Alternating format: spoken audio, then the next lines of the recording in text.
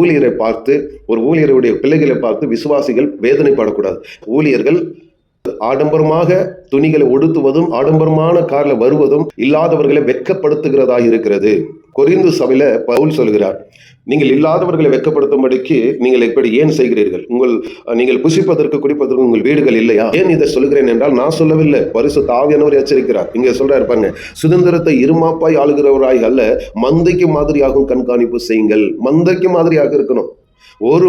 ஒரு ஆடு கூட நம்மளை பார்த்து என்ன சொல்லக்கூடாது, ஐயோ இவர்கள் நல்லா இருக்கிறாங்க, இவங்க பிள்ளைகள் எப்படியெல்லாம் துணி உடுத்துறாரு, எப்படியெல்லாம் சாப்பிட்றாங்க, நமக்கு இல்லையே என்ற எண்ணம் அவர்களுக்குள்ள வராதபடிக்கு அவர்களுக்கு நாம் சாட்சிகளாக வாழ வேண்டும். அப்படிதான் நாம் இருக்க வேண்டும். நாம் எஜமான்களாக, ஊழியர்களை ஆண்டவர் எஜமான்களாக அழைக்கவில்லை, வேலைக்காரர்களாக அழைத்திருக்கிறார். பேதுருவை பார்த்து இயேசு கிறிஸ்து கேட்ட கேள்வி என்ன? என் ஆடுகளை நீ மேய்ப்பாயா? அப்ப மேய்க்கிறவர்கள் யார்? வேலைக்காரர்கள். வேலைக்காரர்கள் எப்படி இருப்பார்கள்? நீங்களே யோசித்து பாருங்கள். அப்ப வேலைக்காரனமாய் இருக்க வேண்டுமே தவிர எஜமானா இருக்கணும்னு நினைக்கவே கூடாது. இயேசு பலமுறை சொல்லியிருக்கிறார்.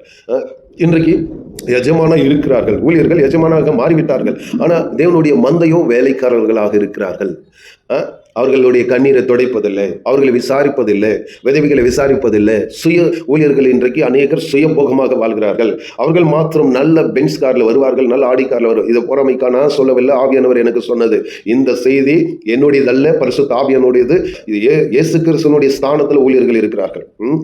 இயேசு கிறிஸ்து எப்படி வாழ்ந்தார் என்பது இந்த பூமியில நமக்கு தெரியும். அவர் சாட்சியாக வாழ்ந்தார், மந்தைக்கு மாதிரியாக இருந்தார், அனாசை இல்லாதவராய் இருந்தார், பொருளாசை இல்லாதவராய் இருந்தார்.